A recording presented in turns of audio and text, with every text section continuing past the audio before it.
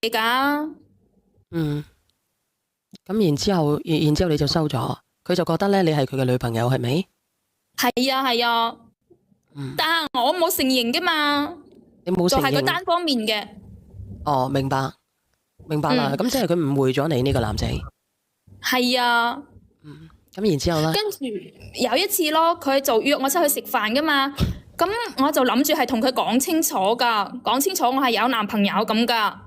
因為之前我男朋友咧一直都喺國外嗰邊做嗰啲勞工㗎嘛，哦當時合同期佢未到期就未返，但係依家到咗啦，佢就返咗嚟啦。哦咁所以我男朋友佢返咗嚟啊，佢就話想帶我去見家長嗰啲，同埋準備商量下結婚嗰啲嘢㗎。哦，即係你男朋友翻咗嚟，所以咧你費事俾人哋誤會。係啊係啊，因為我哋都諗住話係結婚嗰啲㗎嘛，就唔俾人誤會嘅話就唔好咯，係嘛？咁其實都好啱嘅，你最起碼你係改邪歸正啊，係咪先？係，咁我都唔想話我男朋友對我有咩誤會㗎嘛，所以我唔係趁嗰次嗰個男仔約我出去食飯，我就同佢講清楚咯，我想。講清楚。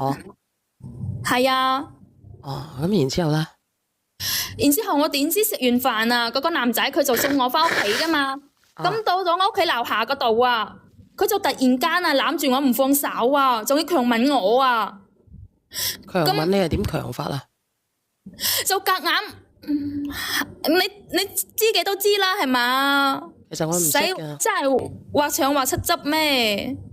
其實我好多嘢都唔明嘅，點解咁講咧？因為我好耐都冇試過呢種滋味啦。你繼續講。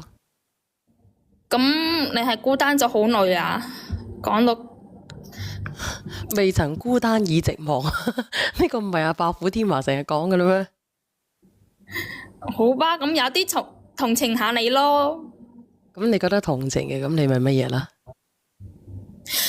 咁就講我呢單事啦，係嘛？啱好啊，嗰個男仔啊強吻我，跟住就俾我男朋友見到咗啊！啊，我當時肯定好驚啦，我驚我男朋友誤會噶嘛，咁我即刻㗎，我就推開嗰個男仔㗎啦。你即刻推開佢啊！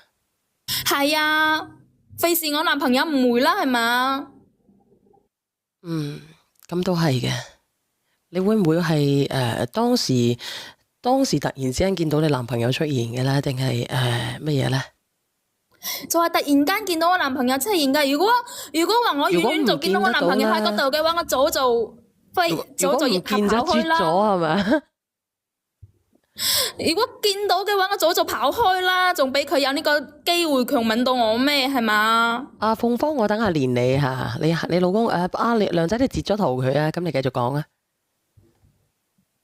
咁你都唔知嗰個男仔啊，佢幾咁衰啊！佢就直接話，佢話我欺騙佢嘅感情喎，而且啊，佢仲話俾我男朋友知啊，佢話我已經應承咗佢做佢女朋友喎，真係噏得就噏啊佢。佢真係誤會咗你嘅意思，其實我明嘅，但係因為咧，你當時咧，你係錯誤引導咗佢啊！你話俾佢知咧，即係你收咗呢啲錢，呢個男仔一直都會覺得，哎呀，其實係中意佢咯，你明唔明啊？即係你中意佢咯，因愛生恨啊，可能係咁吧。但係我明確咁同佢講過，我唔中意佢噶，係佢自己係都要俾我，所以我當時啊，你講啊。我當時我都已經啊，當住我男朋友嘅面啊，解釋清楚噶啦。我都話我同嗰個男仔只係普通嘅同事關係，但係嗰個男仔可能佢又真係好似你頭先講嘅咁樣，對我咩因愛生恨係嘛？嗯。跟住啊，佢居然啊喺我男朋友面前講話已經同我瞓過喎。咁其實係咪嘅啫？咁其實有冇瞓過嘅啫？咁肯定係冇噶啦。咁即係佢污蔑你咯。係啊，如果污蔑你嘅話咧，但係你又清清白白嘅話咧，都好難講噶。但係所以當時我男朋友佢就好嬲啊，咁所以咪同嗰個男仔就卜咗起身咯，打咗起身咯。哦。後尾啊，你都唔知我男朋友啊，佢就有啲衝動啦。佢攞嗰啲磚頭啊，直接啊就撲傷咗嗰個男仔啊。如果係咁樣嘅話咧，你男朋友咧就會要坐監噶喎，係啊，或者俾人告噶喎。咁有冇告過啊？定係點樣啊？定係私了啊？你連上嚟講嘅？告咗啊！嗰個男仔啊，佢直接就報咗警啦。跟住我男朋友就賠咗銀紙俾佢咯。對方啊，仲要告我男朋友啊，話咩故意傷人咁啊，判咗成年啦。我男朋友因為呢件事。咁你連上嚟係點樣啊？你係想同你男朋友咁你係同你男朋友分咗手啊？定係同呢個男仔喺埋一齊啊？你連上嚟講嘅？我肯定唔同呢嗰個男仔喺埋一齊啦，我肯定仲係同埋我男朋友一齊噶。嗰個男仔佢都咁衰啦，係嘛？佢翻到去啊，你知唔知佢翻到公司點樣啊？佢翻到公司啊，到處唱衰我啊，話我啱咩答佢喎，話我水性楊花嗰啲喎。咁可能跟住搞到咁可能你乜嘢咧？可能真係誤會太深啦。如果係咁樣嘅話，咁確實啦。咁當時我真係我個口啊，我點講都講唔清啊。嗰啲同事個個都喺嗰度誤會晒我，跟住我咁樣啦，我喺嗰度做得唔開心，我唔係辭工咯，係嘛？我唔喺嗰度做咯。咁唔喺嗰度做咪算數咯？咁係咪啊？此處不留爺，自有留爺處。係咯係咯。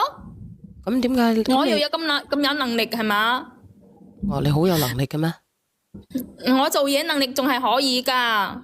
咁咪就係咯。咁你講咁多怨氣上嚟，你係想講乜嘢嘅？如果係咁樣嘅話，咁你嘅意思係你連上嚟，你會一直等你男朋友出嚟定係點樣啊？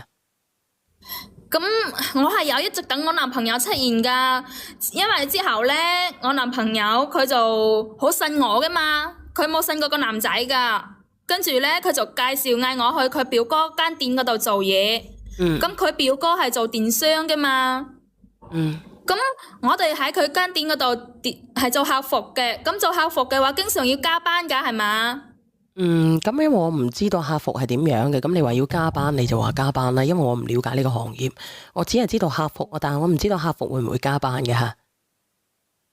客服都係會加班噶，一般都。有冇人做過電商咧？但係我真係唔知嘅喎，對於呢個嘢。咁你講加班，你想代表嘅，你想講嘅係乜嘢咧？哎呀，你聽我講落去啦，我而家講緊噶嘛。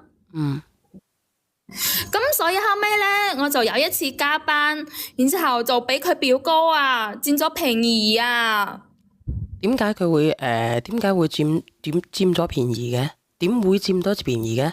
係咩問題佔咗便宜啊？點佔得到便宜嘅？咁其實咧，我喺佢表哥間公司嗰度做嘢嘅時候咧，經常同佢表哥相處噶嘛，所以我先知啊，原來佢表哥啊同埋佢表嫂結咗婚已經10年啦，都冇生到細路仔啊。咁又關你啲咩事咧？咁佢話佢老婆一直喺度做緊嗰啲事咩管嗰啲，所以佢屋企人啊一直追到好急噶嘛，所以佢就好煩咯。可能啊，平時係啊，所以平時可能係我見到佢咁煩係嘛，咁我見到佢又係我男朋友嘅表哥，咁我去安慰下佢，好正常啦係嘛。咁點解你要安慰佢咧？咁你唔係有男朋友嘅咩？你點解要安慰人哋嘅表哥咧？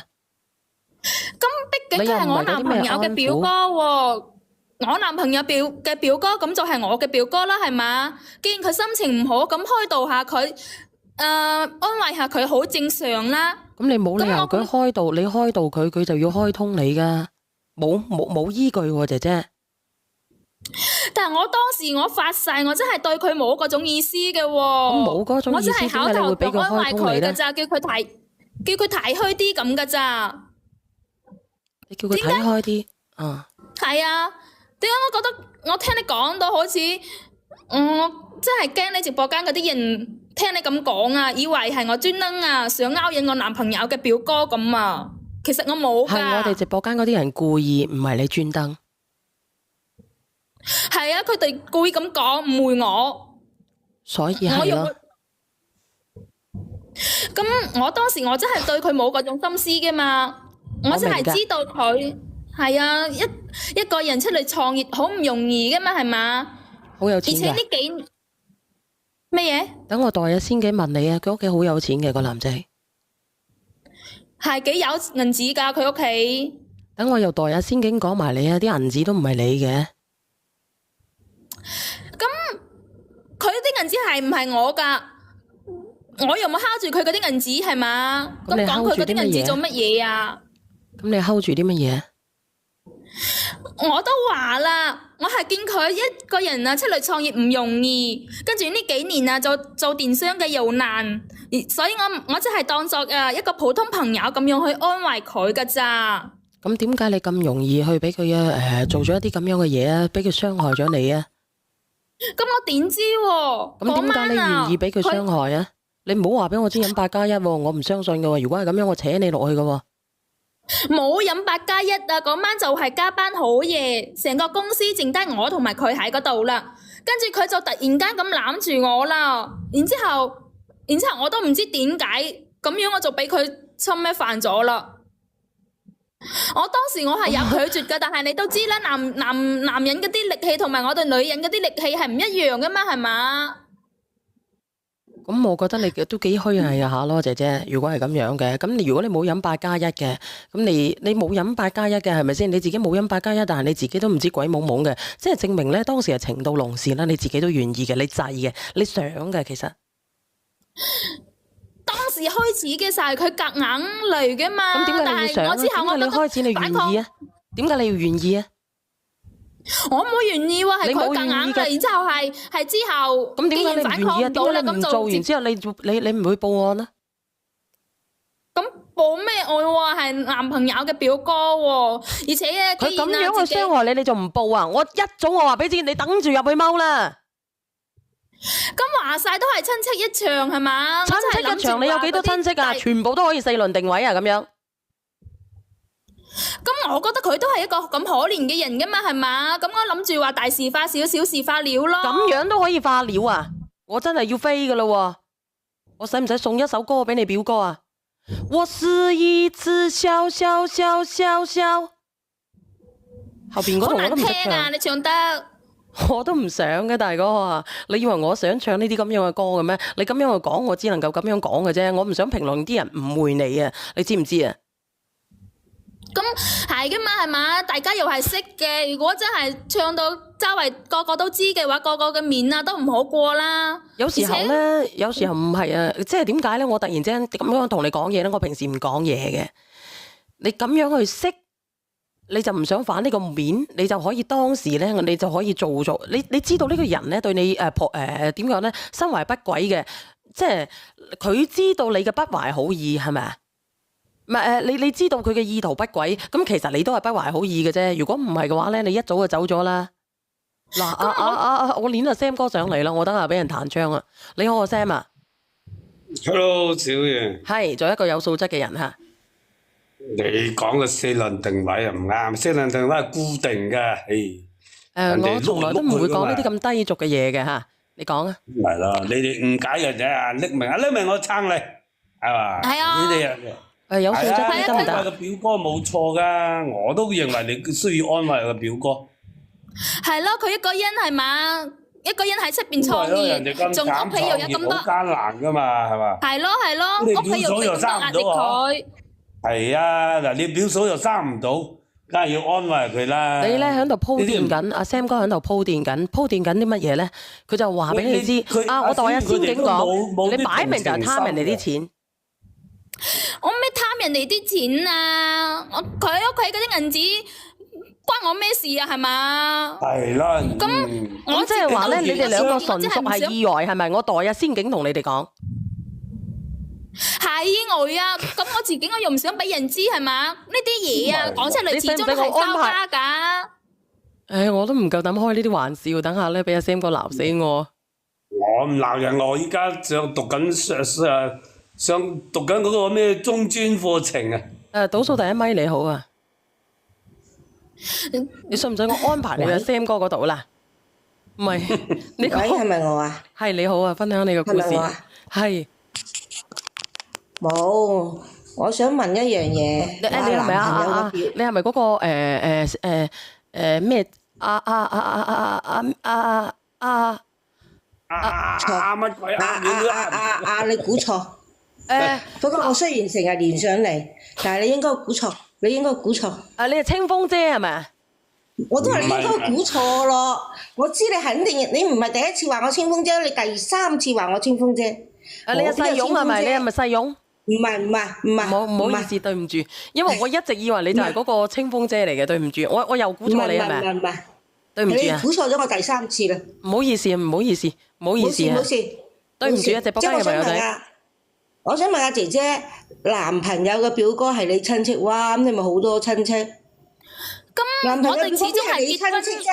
男朋友只不過係你男朋友表哥，你同你男朋友都未結婚，邊叫親戚啫？你點解要？你講呢啲咁多膽咩？係啊，我知係聲哥想講咩㗎啦。阿聲哥你講啦，我明你想講乜嘢，聲哥。你明唔明白？人哋慢慢就變成親戚，親戚就變成自己人嘅睇嘅，你真係。即係，我明啊，聲哥，即係變下叫做乜兄咁啊，係嘛？冇。小圓姐姐啊，其實我真係想同你講下我嘅心事㗎咋，我唔係喺呢度，我想俾你哋諷刺咁㗎。唔係諷刺你，我喺度，我而家我覺得我喺上邊我好尷尬啊！對唔住，我係咪錯咗？唔係，你連咪咧，其實係咁樣嘅。嗱，你哋都知道咧，呢個直播間咧，佢哋會講嘢咧，不修邊幅啦，係因為點樣咧？咁佢哋唔會話，因為你哋都係萍水相逢嘅人，呢啲係人哋嘅眼光，你知唔知啊？其實我哋做嚟咧，係需要人哋嘅眼光嘅行出嚟。人哋嘅眼光啊！你連得上嚟，我哋又可以評論下噶嘛，姐姐，大家都係俾錢啫。你唔尷尬嘅，你唔尷尬嘅，只有演員咧，阿小遠又唔俾翻錢我哋，冇錢嘅。尷尬啊！小遠唔係我哋，放心。你唔尷尬，只係尷尬嘅就係佢哋啊！你知唔知啊？其實咧，你而家個局面咧就係咁樣。你而家面對嘅係乜嘢咧？你面對嘅係你唔知點面對你男朋友定係點樣啊？其實係點樣啊？你不如繼續講埋落去啊！係咁。自從嗰件事之後咧，第二日啊，我事後我好後悔噶啦。但後尾咧，一等到公司冇咩人嘅時候咧，我哋兩個就唔知係咪因為發生咗嗰啲嘢係咪之後咧，我哋就好自然咁就可以感受到對方想點樣咁嘅感覺啦，好似有一種默契喺嗰度啦。又安慰表哥，但唔好咁講啊！所以之後。你講。所以之後我唔係同佢一直都保持住咁嘅關係咯。咁而家啊，我男朋友啊，佢出咗嚟啦，已經滿1年啦。我同埋佢表哥咧，仲係咁樣偷偷地保持住咁樣嘅關係。到而家我唔知我點樣面對我男朋友咯。點使面對啫？你表哥創業咁艱難。Sam 哥啊，嗱，我唔係落你啦，我哋講真嘢啦，好唔好？唔會開玩笑啦。你唔知道點樣面對你嘅男朋友係咪？你點樣唔面對咧？你表哥即係點講咧？你男朋友表哥佢唔會講出嚟嘅呢件事。咁你男朋友亦都唔知道呢件事。你而家斷纜，然之後好好地同你男朋友喺埋一齊咪得咯？以後咧唔好再勾搭對方啦。斷唔到嘅，小婉姐姐佢斷唔到嘅。其實啱開始我都係諗住好似小燕姐姐你咁講嘅咁樣嘅，因為我男朋友咧佢都問咗我幾次，話同我商量結婚嗰啲嘢，咁我一直都喺度糾結要唔要結婚噶嘛。咁其實你係尷尬係咪啊？你而家係尷尬定點樣？定係佢糾住你？係啊，我唔知點樣去面對啊，我個心始終係有啲過意唔去咁噶嘛。即係你過意唔去，點解仲同你男朋友嘅表哥仲一路維持落去啊？姐姐，呢啲唔係尷尬，唔係過意唔去，係你唔捨得你男朋友表哥。好似頭先仙境話事解，咁我代阿仙境嚟問你，你係咪有咗 BB 啊？係啊。阿仙境咧，我代阿仙境問嘅啫。係啊，我而家係有咗 BB 啊，所以我而家好尷尬啊！咁你有咗我100%確定係佢表哥㗎。尷尬嘅姐姐，同你男朋友表哥一齊咪得咯，橫掂佢老婆都冇得生，你男朋友同你又未結婚，冇事，好簡單。係咯，我都覺得應該係咁係嘛？咁佢表哥可以同佢老婆分開咁，所以我咪問嗰個表哥咯，因為我知道佢好想要呢個細路仔嘅嘛，咁我咪問佢呢個細路仔要點樣處理，但係表哥咧佢就話嗌我嚟決定喎。咁我咁你咪之後決定咯。我決定嘅話，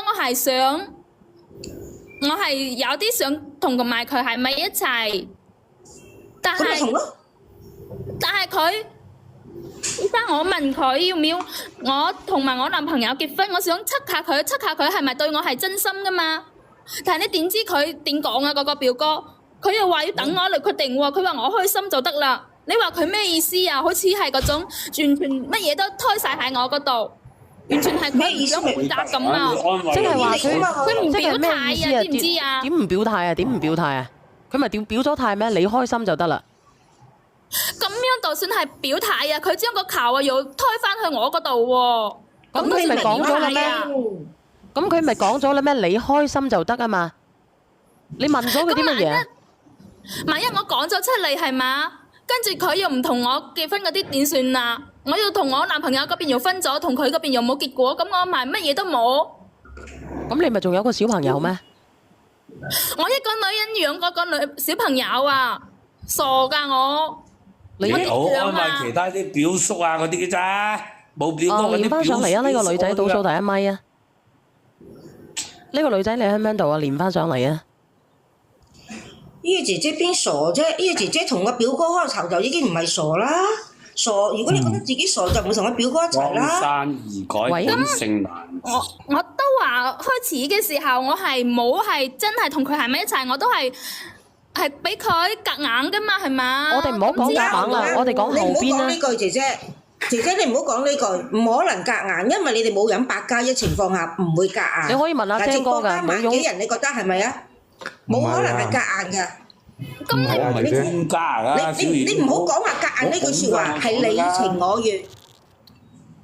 咁之後自己反抗唔到啦，就享受咯，係嘛？費事自己受到咩嗰啲過咩力嗰啲第一次去夾硬可以講㗎啦。個姐姐，你聽我講，第一次你可以講係夾硬，點解繼續落去之後你哋心有靈犀呢？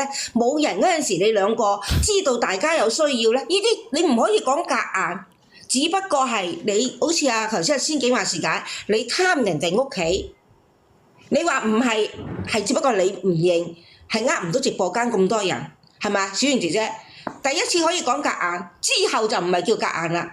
如果佢係夾硬，你唔想嘅就冇之後，係人都會去報警，因為我自己嘅俾人侵犯咗。姐姐，真係㗎。你唔好講話唔好意思，你唔好講呢啲，呢啲只不過係你嘅借口。講俾你聽啊！我認為咧，如果第一個你同事比你表哥仲有錢嘅情況下咧，你絕對輪唔到你表哥。我係咁認為嘅。連咗個男仔上嚟，原來。確實咁，我承認我係對佢係有感覺嘅，係嘛？咁俾而家錢有感覺啫係嘛？嗱，我唔知道你係我唔知道你貪財啊，定係貪佢嘅美貌啦咁我亦都唔知道嚇。但係我講俾你知喎，假如你幫得佢表哥嘅，咁你叫佢兩個係表兄弟嚟嘅喎。咁真係表咗去邊度？你自己知道。咁如果你假如真係同佢喺埋一齊嘅，咁你叫佢，你覺得佢表哥點樣去面對呢？我估計佢表哥唔制嘅。所以依家我就好尷尬咯。唔係話尷唔尷尬，姐姐係你尷尬。你唔好覺得呢，只要你唔尷尬嘅，尷尬嘅就係人哋。你表哥，你覺得佢會唔會唔尷尬？我想問下你，如果你我同你兩老表嚟嘅，然之後嗱呢個Sam 哥同埋呢個哥哥，你兩老表嚟嘅，係咪先啊？咁然之後有個靚女咧孖咗 Sam 哥又拉你，你制唔制啊？Sam 哥你能唔能夠面對第二個啊？唔能夠噶嘛。咁你明唔明啊？咁佢嚟咗啦，我而家問你啦。方認咗佢。你話好似依家咁嘅局面，點樣解決埋咯？講到自己又話幾偉大又安慰，一效啦，講咁多廢話。其實你係要面啊，姐姐，你上嚟，你貪人哋啲錢，你上嚟係要面啊！人要面，樹要皮。我以為你唔要面嘅，但係其實你都係要面嘅，你要唔要面啊？你要啲面點俾面你啊？人哋姐姐，咁面係點樣得出嚟嘅？面係自己賺翻嚟嘅。唔係人哋俾嘅，係自己賺翻嚟嘅面啊！如果你人要面，事要皮嘅，你首先要批好自己對面，係唔係啊？個面門係你為你自己而賺翻嚟嘅，唔係人哋俾嘅。